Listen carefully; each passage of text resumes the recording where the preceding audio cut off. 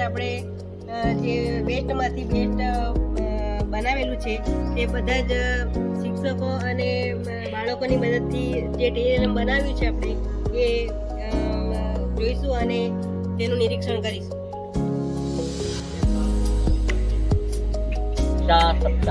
મારી બાલવાટિકામાં સૌ પ્રથમ તો બાળકો લેવા ફળફળાદી, પછી શાકભાજીના નમૂના, એ ત્યાર પછી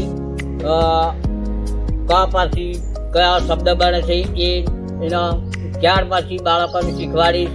ત્યાર પછી આ ફળફળાદીની ઓળખાણ જેમાં આવે છે આપણા ફળો છે તો એક તો આ દાડમનું, પછી શાકભાજીમાં ભીંડા, કોબીજ, રીંગણ, દૂધી એવા શાકભાજીના બતાવીને એમના નામો પણ જણાવીશ. એટલે બાળકો શાકભાજીના નમૂના પરથી શીખી શકશે આ કયું શાકભાજી તે પહેલાં તો વખાણ કરશે.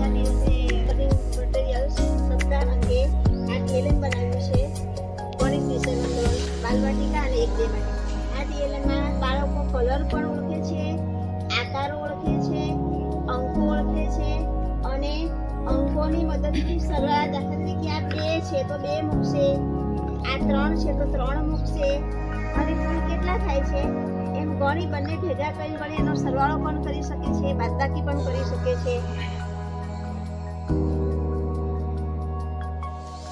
આ છે એકમ અને દશકનો ખ્યાલ. બાળકો આનથી રમતા રમતા કે ભાઈ આ દશકની પટ્ટી છે ને એક છૂટા છે એટલે કેટલા દશક અને કેટલા એકમ ભેગા કરી અને કઈ સંખ્યા બને છે તે જાણી શકે છે અને સંખ્યાનો વિસ્તાર કરી શકે છે. આ બાલવાટિકાના બાળકો અંકો ગણી, અંકો ઓળખે નહીં એટલે કેટલા છે ગણી અને અંક ઓળખી શકે છે અને એ રીતે 1 થી 10, 9 અંકોનો અભ્યાસ કરી શકે છે. બાળકો માસના નામ, અંગ્રેજી મહિનાના નામ, ગુજરાતી મહિનાના નામ અને વારના નામ, કયા ક્રમે કયો વાર આવે છે, કયા ક્રમે કયો મહિનો આવે છે એ પણ જાતે કરી શકે છે. આ છે ત્રાંજવા બનાવેલા છે. સૌથી ભારે અને સૌથી હલકું એટલે બાળકો જુદી જુદી વસ્તુ એમાં મૂકે અને કઈ વસ્તુનું વજન વધારે છે, કઈ વસ્તુનું વજન ઓછું છે એના ઉપરથી પોતાની જાતે ભારે અને હલકી વસ્તુની તુલના કરી શકે છે. આ છે મારા ચલણી નાણાંમાં આવે છે કે પૈસાના છૂટા, કે ભાઈ તમારી પાસે આટલા પૈસા છે, તમે 50ની નોટ છે તો કેટલા 52 રૂપિયા થાય તો કેટલા પૈસા આપશો એના માટે આ જુદા જુદા મેં સિક્કાના કાર્ડ બનાવેલા છે કે 50 ને 10 ને 5 ને 2 ને એવા જુદા જુદા. એટલે એનો ઉપયોગ કરી અને બાળકો કેટલા છૂટા દરેક અલગ અલગ રીતે એનો ઉપયોગ કરી શકશે, અંકોનો કે કેટલા છૂટા થશે અને કેટલા એ થશે. આ બાળકો મારે સંખ્યા બનાવી શકશે કે ભાઈ આ કેટલા દશક છે અને કેટલા એકમ છે તો કઈ સંખ્યા બને એ સંખ્યા બનાવીને એ કલાકારનો અભ્યાસ કરી શકશે અને એકમ દશકનો ખ્યાલ મેળવી શકશે. ટીએલએમ એટલે એટલું બધું જોરદાર આપણને આમ દેખીએ ને, બોર્ડ દેખીએ ને તો આપણને ખબર પડી જાય કે આ ગામ આવી અને ટીએલએમ કેટલું બધું આપણને ઉપયોગી છે. તો ટીએલએમ મેં ઋતુચક્રનું બનાવ્યું છે. તો ઋતુચક્રમાં આપણી ઋતુઓ મુખ્ય 3 છે પણ આમ 6 ઋતુઓ છે. તો પહેલી આપણે અત્યારે કઈ ઋતુ ચાલે છે? ચોમાસું. તો ચોમાસામાં ચોમાસું ક્યારે શરૂ થાય? ચોમાસું હમણાં અઠવાડિયું 15 જ દિવસ ત્યાં શરૂ થયું. અષાઢ, શ્રાવણ એમાં અને અંગ્રેજીમાં જુલાઈ મહિનો હોય અને ઓગસ્ટ મહિનો હોય ત્યારે એક વર્ષા ઋતુ, એમાં જ વરસાદ પડે. હવે અત્યારે જ આ અઠવાડિયામાં જ વરસાદ પડશે. ચોમાસું અત્યારે ઘણા બધા અટકળો કરતા હોય પણ વરસાદ 20 થી એટલે આ ઋતુમાં જ પડશે, અષાઢ શ્રાવણમાં. અત્યારે હવે અષાઢ પૂરો થશે, શ્રાવણ ત્યારે એટલે અત્યારે વરસાદ પડશે. પછી શરદ ઋતુ એટલે પછી ભાદરવો આવે, જ્યારે આપણે નવરાત્રી કે અંબાજી મેળામાં જતા હોય ને ત્યારે એને આસો. આ 2 મહિનાનો પ્રયત્ન કર્યો છે. બસ થોડો ટીએલએમ મેં તરત જ એક મારી પાસે પડ્યું હતું એમાંથી મેં તાત્કાલિક ઋતુચક્ર બનાવ્યું. ઋતુમાં 3 ઋતુ છે, મુખ્ય દેખાય છે તમને, ચોમાસું, શિયાળો અને ઉનાળો, અને એની પેટા ઋતુઓ બતાવી છે અંદર. પછી કયા મહિનામાં આવે, ગુજરાતીમાં કયા મહિનામાં આવે, અંગ્રેજીમાં કયા મહિનામાં આવે, અને એ ઋતુને અંગ્રેજીમાં શું કહેવાય અહીંયા લખ્યું છે ચોમાસું, તો એને મોન્સૂન કહેવાય.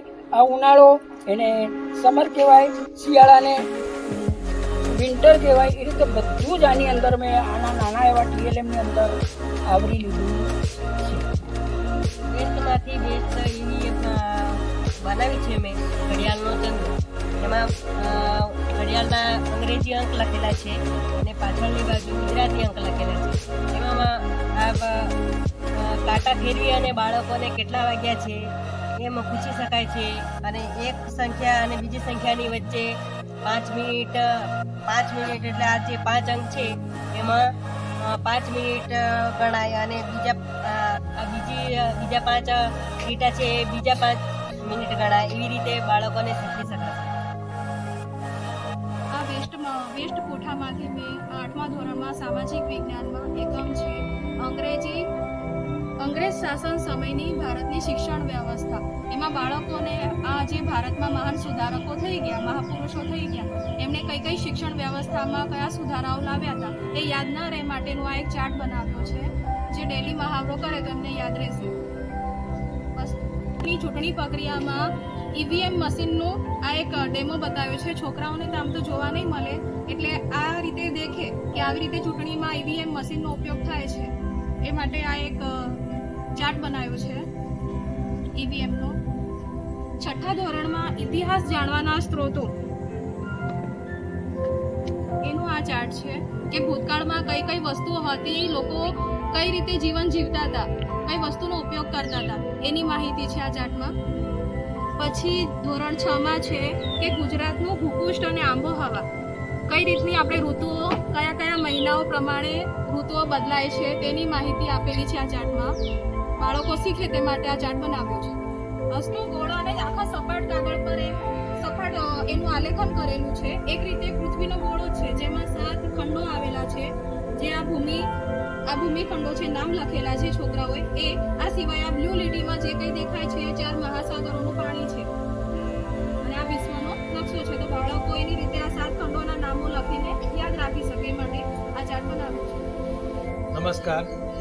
નક્કામાં બૂટના ખોખામાંથી શબ્દોના ચાર્ટ બનાવેલા છે. આ તમે જોઈ શકો છો કે એક મૂળાક્ષરના ફેરબદલ કરવાથી એના અર્થમાં કેવો ફેર પડે છે. સત એટલે 100, સત એટલે સત્ય. આમાં 2 સ ખાલી બદલાય છે ને. સત એટલે 100, સત એટલે સત્ય. શાપ એટલે બદદુઆ, સાપ એટલે સર્પ. આવા ઘણા બધા મોડેલ બનાવેલા છે. એવી જ રીતનું બીજું છે, એના માત્ર એટલે કે માત્રા જે છે એનામાં ફેર પડવાથી એના અર્થમાં શું ફેરફાર થાય છે. દાખલા તરીકે છે મોર, તો એ પંખીનું નામ છે, અને મોર એટલે આંબા પરના ફૂલ. બીજું ગોળ એટલે ગોળ આકારની વાત છે. ફરી ગોળ એટલે આપણે જે ગોળ ખાઈએ છીએ એ ગોળની વાત છે. ચીર લાંબો સમય, અને ચીર એટલે વસ્ત્ર. આવા પણ ઘણા બધા શબ્દો એકત્ર કરેલા છે. ત્યારબાદ આપણે વ્યવહારમાં જે શબ્દો બોલીએ છીએ, આપણને એવું લાગે કે અંગ્રેજી આપણને નથી આવડતું, પણ ઘણા બધા એવા શબ્દો છે. દાખલા તરીકે જોઈએ કે interval, club, clerk, class, company, cabin, આ બધા શબ્દો આપણે બોલીએ છીએ, પણ આ બધા શબ્દો કઈ ભાષાના છે? અંગ્રેજી ભાષાના છે. પણ આપણને એવું લાગે કે મને અંગ્રેજી આવડતું નથી, પણ આવા ઘણા બધા શબ્દો છે જે આપણે બોલાય છે ગુજરાતીમાં, પણ એનો ઉચ્ચાર અને ખરેખર એ શબ્દ અંગ્રેજીના છે. એવા જ બીજા શબ્દો છે જે જોડાક્ષરવાળા છે, એનો પણ બંચ બનાવેલો છે. દાખલા તરીકે આશીર્વાદ, દિવાળી, માર્ગદર્શન, બેવિશાળ, પરિવર્તન, સ્વાભાવિક, દુષ્કાળ, આવા પણ શબ્દોનો બંચ બનાવેલો છે. આવા ઘણા બધા શબ્દોના ઉપયોગથી આપણે બાળકોમાં શબ્દ ભંડોળનો વિકાસ કરી શકીએ છીએ, જેની પ્રક્રિયા હાલ પણ ચાલુ છે. આપણે અંગ્રેજીના TLM બનાવેલા છે, જેમાં આ પ્રથમ TLM જે બનાવેલું છે એની અંદર આપણે વાતચીત માટે પહેલો પુરુષ, ત્રીજો પુરુષ, સી અને ઈટની માહિતી બધી મળે છે. એમાં દિવસ પ્રમાણે છે, પહેલા દિવસનું વાંચન, બીજા દિવસનું વાંચન, ત્રીજા દિવસનું વાંચન, એમ 10 દિવસના વાંચન સુધીમાં એ બાળક પ્રત્યેક વસ્તુ અંદર શીખી શકે છે તેનું વાંચન કરી. આગળ છે જેમાં બધી ક્રિયાઓ સમજાવેલી છે. સ્ટીકર સીટ લાવેલા છે, સ્ટીકર ચોંટાડીને એક કાર્ડબોર્ડ પર ચોંટાડીને આપણી બધી ક્રિયાઓ સમજાવેલી છે અંગ્રેજીમાં. અને આની અંદર પહેલી બીજી એબીસીડી ને બધા શબ્દોનો આકારોનો સચિત્ર અંદર ચાર્ટ દ્વારા બતાવેલું છે. જ્યારે છેલ્લા ચાર્ટમાં છે આપણા એક્સપર્ટ છે જે આપણને મદદરૂપ છે, જે આપણને રોજિંદા જીવનમાં કડિયા છે, ફાર્મર છે, ટેલર છે, એ બધાનું ખ્યાલ આપે છે.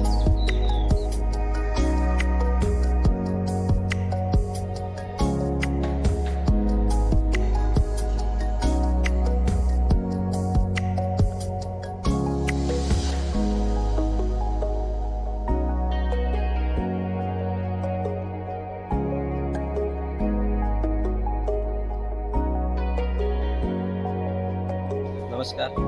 શિક્ષા સપ્તાહ અંતર્ગત 22/7/2024ના દિવસે અમારી શાળામાં ધોરણ 1થી 8ના લઈને ટીચરોએ અને વિદ્યાર્થીઓએ પોતપોતાની જે શ્રેષ્ઠ TLM બનાવ્યા છે, સમય મર્યાદામાં ટૂંક સમયમાં એમને બનાવી અને છોકરાઓ સમક્ષ આ પ્રદર્શિત કર્યા છે. અને ખરેખર TLMમાં જોયા એવું લાગે કે ઘણું વેસ્ટમાંથી બેસ્ટ જ છે. કોઈ એક પણ રૂપિયાનો આમાં અમે શાળાએ ખર્ચ પાડેલ નથી, પણ જેથી તેમને વસ્તુ મળી એ વસ્તુમાંથી બાલવાટિકામાંથી લઈ 1થી 7મા ધોરણમાં બેને જે સામાજિક વિજ્ઞાનની જે માહિતી આપી, અંગ્રેજીની પણ સાહેબે માહિતી આપી છે. પછી ઘડિયાળના સમય ચાલો સમય જોતા શીખીએ એ TLM છે. એ ઉપરાંત પણ આ જે ભાષા અંતર્ગત જે કાર્ડ બનાવ્યા છે, શબ્દો છે, શબ્દોનો જે ભેદ છે, કે દાખલા તરીકે કાનો બદલાય માતર છે, સ અક્ષર છે, એના અનુસંધાનમાં પણ આપેલા છે. એ ઉપરાંત પણ એક આ TLM બાલવાટિકાનું બનાવ્યું છે બેનશ્રીએ, કે એમાં અંકથી લઈ અને કલર, આકાર એ તમામ એનાથી ઓળખી શકે છે. આ સિવાય પણ ઋતુ ચક્રનું એક બનાવ્યું છે TLM તાત્કાલિક. આ જે ઋતુચક્ર છે, કે ઋતુચક્રનો જે સમયગાળો છે એ સમયગાળો પણ અહીં ચિતરવાનો પ્રયાસ કરેલો છે. પછી ભારતનો એક નકશો મૂક્યો છે, વિશ્વનો નકશો મૂક્યો છે. એ વિશ્વના નકશામાં બાળકો ખંડો દર્શાવે છે, એમને આપવામાં આવે તો અલગ અલગ ખંડ દર્શાવે છે. આ રીતે શિક્ષા સપ્તાહ અંતર્ગત અમારી નરસિંહપુર મુખ્ય પ્રાથમિક શાળાએ TLM પ્રેઝન્ટેશન કર્યું છે. આભાર.